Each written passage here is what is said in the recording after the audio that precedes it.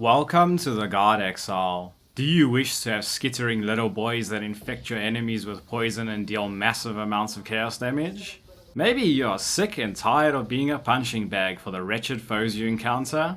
Perhaps you seek to inflict agony upon them to get back at all those deaths while being a tanky boy? Well then, stop stressing over nonsense and try the Arachnophobia Herald of Agony Guardian for overcoming any challenges you face. So let's check it out.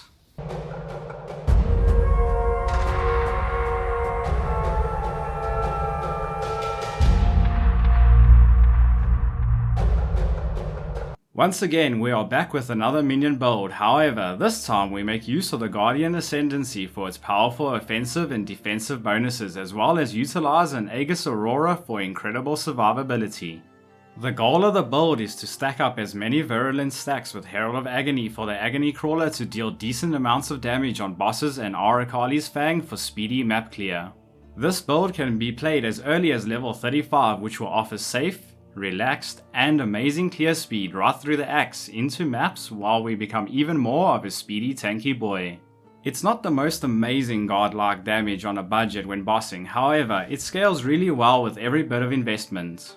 The build gets the job done as it's able to face tank most of the content comfortably thanks to our high block chance, armor, and sustain from Aegis Aurora.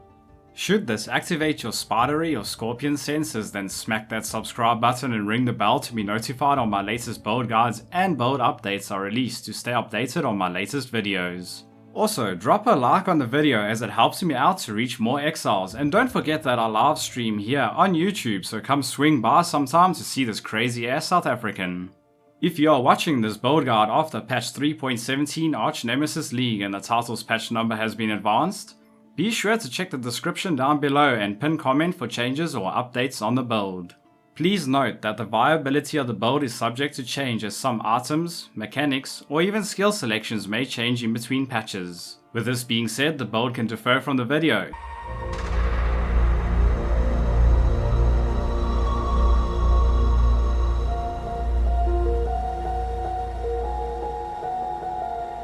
The Arachnophobia Herald of Agony Guardian makes for a solid budget build choice as it's able to start off with just the Herald, inevitably allowing you to destroy all of the game's content while being able to face tank any map modifiers or even boss mechanics that are thrown at you.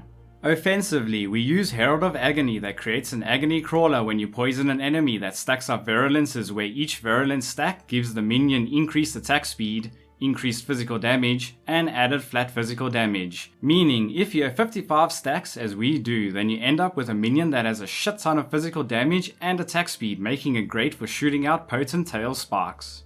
To further our damage output, 20 raised spiders are utilized via Arakali's Fang for the Viper strikes, which gives us our satisfying screen clears while mapping and extra damage during our boss encounters.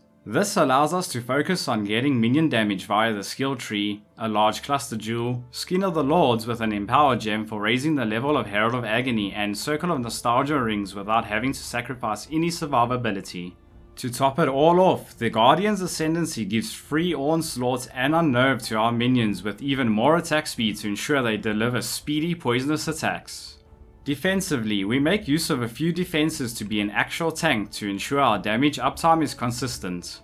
The first layer of defense is attack and spell block, as you can have anywhere between 50% all block chance up to 75% all block chance depending on gearing and skill tree conditionals. However, even being at a low block chance is very strong. The second layer of mitigation consists of our Determination Aura that is paired with the Aegis Aurora shield, as each time we block either attack or spell damage we recover 2% of our total armor as energy shield, and as we are Chaos Inoculation with a huge energy shield pool, we remain topped up even during the most craziest of times, plus we can ignore all chaos damage because we are immune to it. Our final layers of defense are from Skin of the Lords, our Keystones, Vol Molten Shell as an oh shit button, Endurance Charges, Frost Shield, and lastly, Time of Need reduces the effect of curses on us with 30% life regeneration every 4 seconds for 1 second. The playstyle of this character can feel clunky at first with summoning the spiders, but as you play you will get used to it and you will be well on the way to mastering the minions. To get your skittering boys, you'll want to desecrate at least twice, then drop 2 storm brands and pop your wrathing jar flask to kill the worms. Just do note that they only last 30 seconds. From here on, you'll want to slap your flasks, pop Spirit Offering, and ensure you keep using your Storm Brand on packs to stack up your virulences while occasionally using the Wrathing Jar on corpses of set packs to refresh your spiders. In terms of bossing, you will want to keep at least 2 Storm Brands attached at all times while throwing Ball Lightning out every few seconds to keep the virulence stacks as close to 55 as you can. If you are familiar with boss mechanics, then summoning the spiders will apply the same way to mapping. However, you have to be very careful that your Agony Crawler does not kill the worms before you do.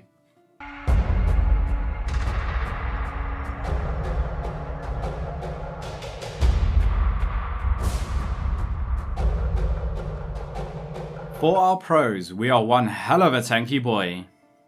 We're able to achieve some awesome satisfying clear speed. It's a really relaxed playstyle. The build scales really well with every bit of investment that you put into it. It's cheap and easy to get started off with. It's League Start and hardcore viable. Does almost all content and modifiers comfortably. For the cons, degens can be absolute aids if you aren't careful, especially ignites. The build can feel clunky and frustrating with the spider's uptime, however, once you master it, then it's not a problem anymore. The build can get very expensive quickly with awakened gems and optimal gearing. It's a minion playstyle and it's not desired by everyone, as letting others do the work simply just puts you off.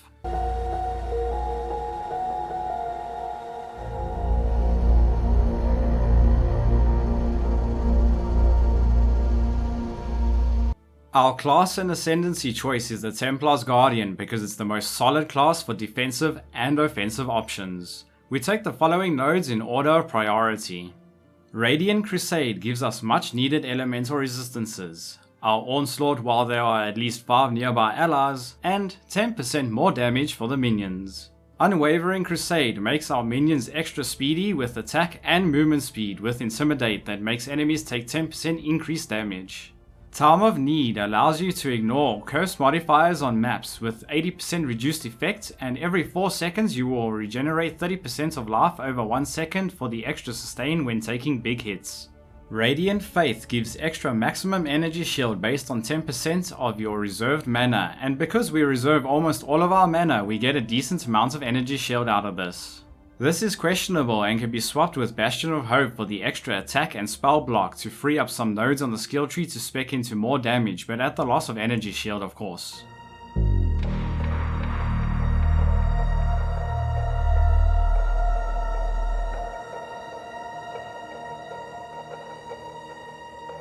In the path of building is leveling trees, a life, current, and endgame setup, which is down below in the description for you. We grab the following keystones and masteries in the tree. Chaos Inoculation. You are immune to all chaos damage, so we can ignore getting any chaos resistance on gear. Zealot's Oath to transform any life regeneration to energy shield regeneration. Wicked Ward for the uninterrupted energy shield recharge if it began within the last 4 seconds. Divine Shield giving us 3% of physical damage prevention to be regenerated as energy shield. Ruin Binder allows us to have 2 Storm Brands attached on an enemy at any given time. In terms of the masteries, we gain extra block chance, defend with 120% of armor, discipline mana reservation efficiency, mana as extra energy shield, dexterity per allocated mastery passive, and lastly, mana reservation efficiency of skills. You can use any Pantheon how you see fit, however I found the most optimal to be as the Major, Soul of the Brine King. This prevents us from being chain stunned, but more so for the cannot be frozen and reduced effective chill on us. For the Minor, Soul of Aberrath for the less ignite duration on us and immunity to burning ground, as ignites or degens are the build's weak spot. In terms of the bandits, you must kill all of the bandits for the 2 skill points.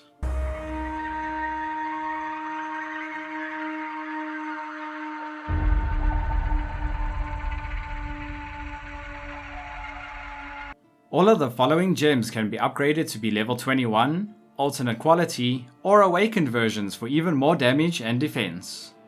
In the weapon, we pair the spiders with melee splash for faster screen clears and can be replaced with multi-strike during boss encounters. Withering Touch to inflict withered on enemies that increase chaos damage taken by 6% that stacks up to 15 times, totaling to 90%, along with an Unbound Ailment to increase the duration and effect of said stacks with more damage from the poison they inflict with their Viper Strike ability.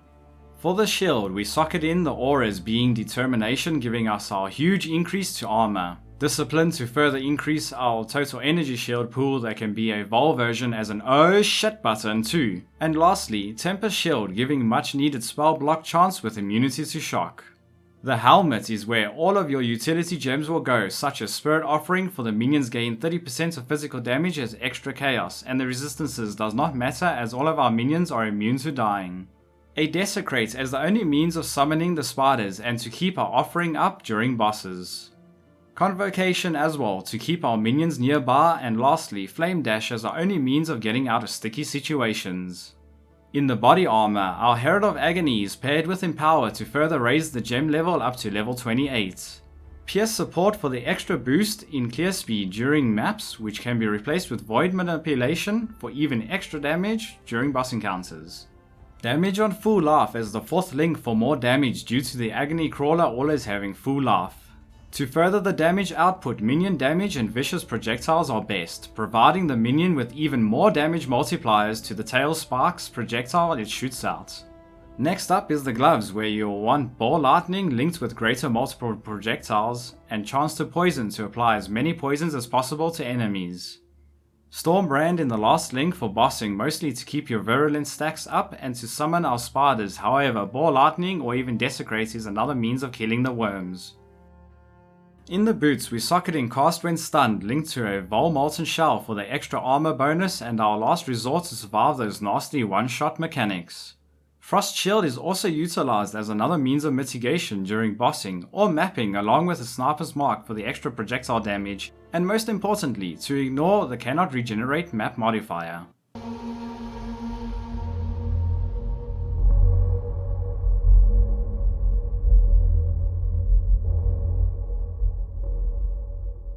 Firstly, the weapon of course can be none other than Arakali's Fang for the 100% chance to trigger level 1 raised spiders on kill to summon our little skittering fellas.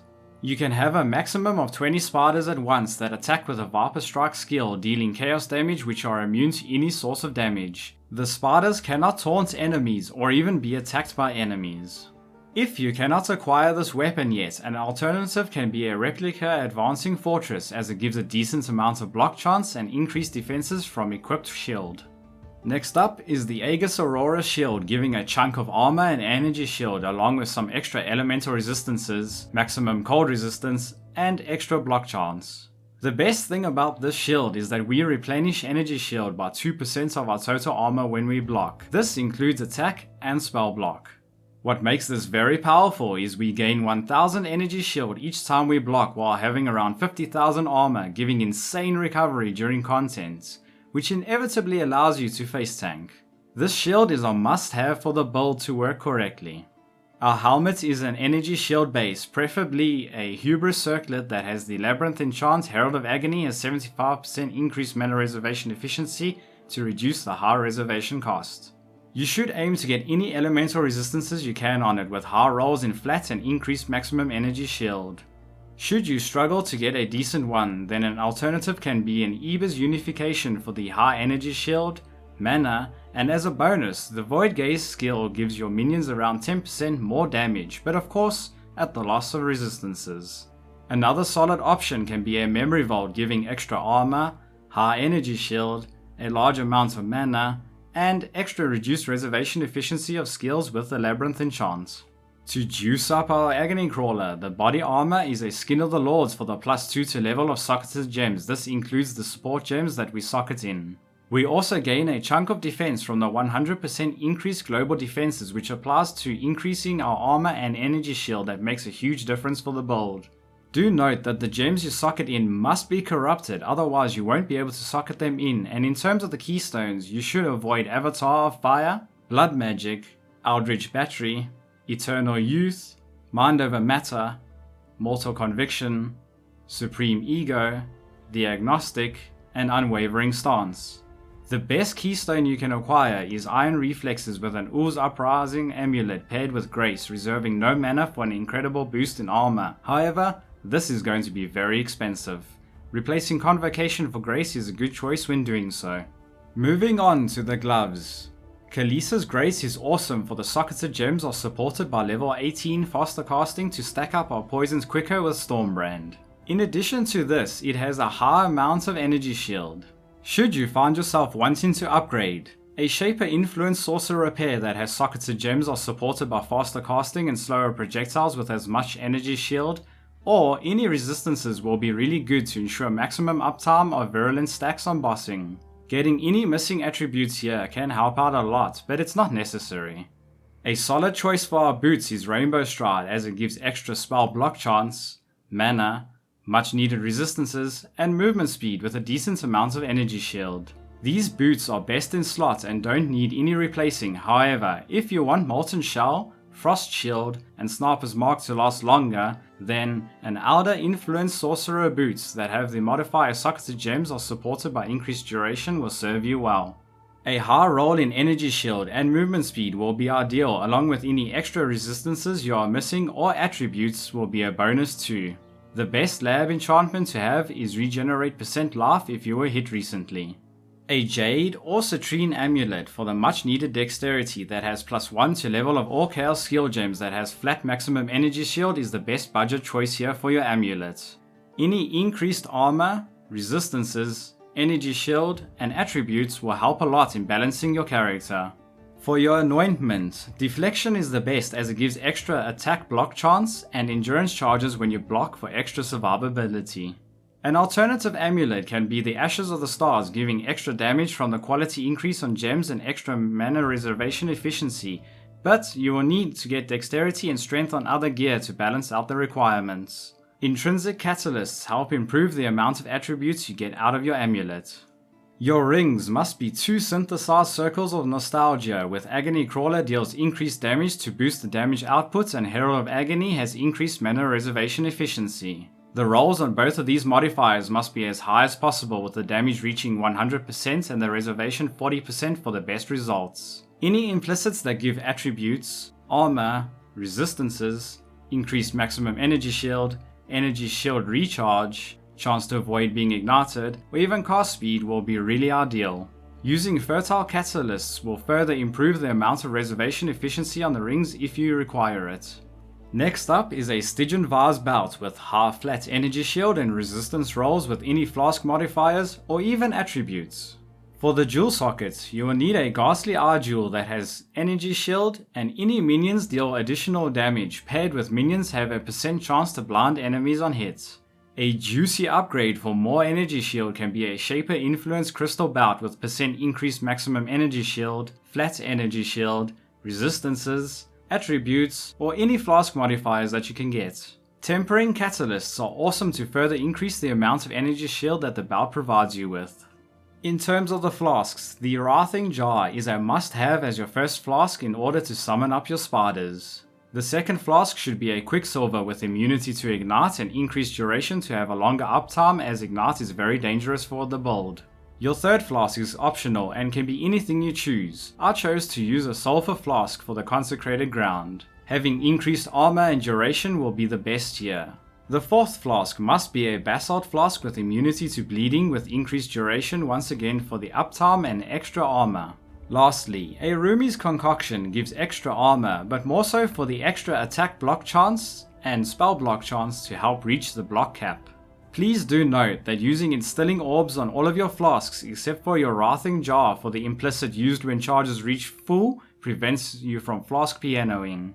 When looking at the unique jewels, we utilize the golden rule to increase the rate you stack up your virulences on bossing. Corrupted Blood cannot be inflicted on you is a good corruption on this jewel, but will be very expensive.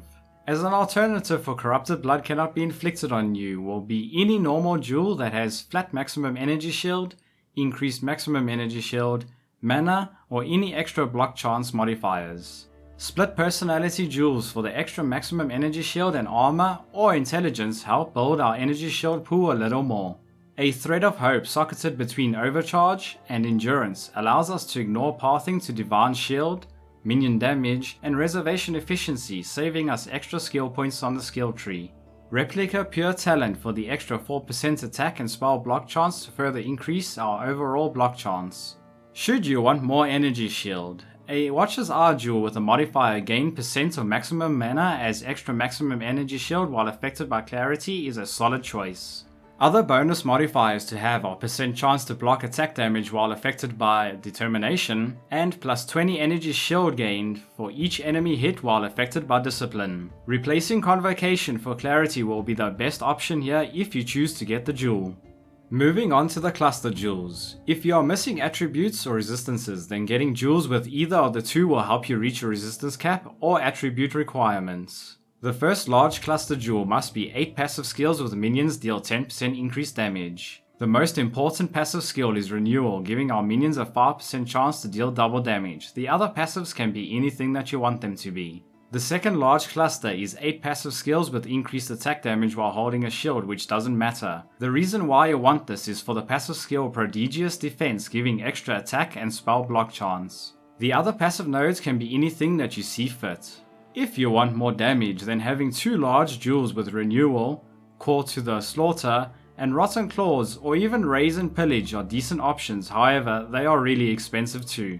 For the medium cluster jewels, you must have at least 3 of them, that is 4 passive skills with minions deal 10% increased damage while you are affected by a Herald. The passive skills you should have are Disciples, giving our minions extra damage, and Pure Agony for the 5 extra virulences per jewel with some more increased damage. To upgrade these jewels, having 4 mediums with Cult Leader and Pure Agony are a decent option, but at a higher cost of course. The last jewel is a small cluster jewel that must be 2 passive skills with 6% increased mana reservation efficiency of skills for the passive skill Uncompromising. This gives Determination 50% increased mana reservation efficiency. Without this, you will not be able to fit in all 3 of your auras.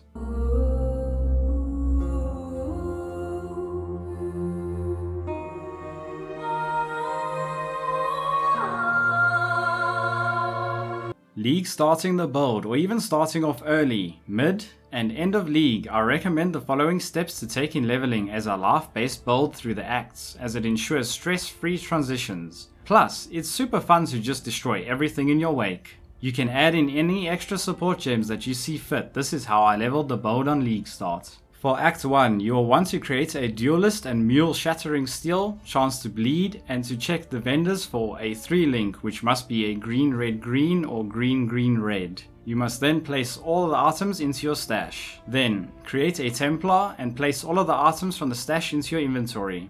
For your weapon, you must only use swords until you transition in Act 3. A good weapon vendor recipe is a normal 2-handed sword, a magic or rare rustic sash, and 1 blacksmith's whetstone gives you the weapon increased physical damage. For your main damage dealer, Shattering Steel must be linked to Chance to Bleed and Onslaught. Make sure to pick up Leap Slam, Stormbrand, Ancestral Protector and link it with added fire damage, War Banner, and Holy Relic. When you get into Act 2, you'll want to pick up a Strength Belt and Dexterity Amulet to fulfill all attribute requirements further down the line. You must pick up a Faster Casting for later on, and then have Leap Slam linked to faster attacks. Also, be sure to grab Herald of Ash and Herald of Purity and link it to added fire damage and run the auras. Once you are in Act 3, you must make sure to do the library quest to get access to the next few gems. This is in order to transition to Herald of Agony, which should be done just before killing Dominus while doing the normal labyrinth, so be sure to have all of the trials done. After doing your lab, you are ready to transition, so you must drop your Holy Relic, your Onslaught, Splitting Steel, Chance to Bleed, Herald of Ash, and of course your Ancestral Protector too. In terms of your gem links, you'll want Herald of Purity linked to Feeding Frenzy, Summon Phantasm, and Minion Speed. Your Leap Slam or Shield Charge can be linked to faster attacks. Your Stormbrand must be linked to faster casting and Chance to Poison to build up your virulence stacks. Our Herald of Agony must be linked to Vicious Projectiles, faster attacks, damage on full life, or Pierce, however you see fit maybe. Once you are in Act 4 and you gain access to Summon Carrion Golem, you must link it with faster attacks, Maim, and Culling Strike as a means of extra utility. With this setup rolling, you are sure to speed your way until early mapping where you can transition to CR, but it requires around 40 respec points to do so, and in doing so you should follow the gearing and gem sections of the guard. Some useful uniques while going through the campaign include a Tabula Rasa, a Gold Rim Helmet, Loctanial Caresses, Wanderlust Boots, a Virum's Mold Belt, Piranda Signets, a Shiver Sting weapon, an Edge of Madness weapon, 2 Le Hoops of Ore, an Astromentus to fill out any missing attributes that you may require, a Belt of the Deceiver, the Baron Helmet, an Aurum Vorax for extra resistances if required, a Matua Tapuna Shield for the extra gem levels, Dusk Toe Boots, a Barex Grip, a Tsalio San, and lastly, Shadows and Dusk Gloves.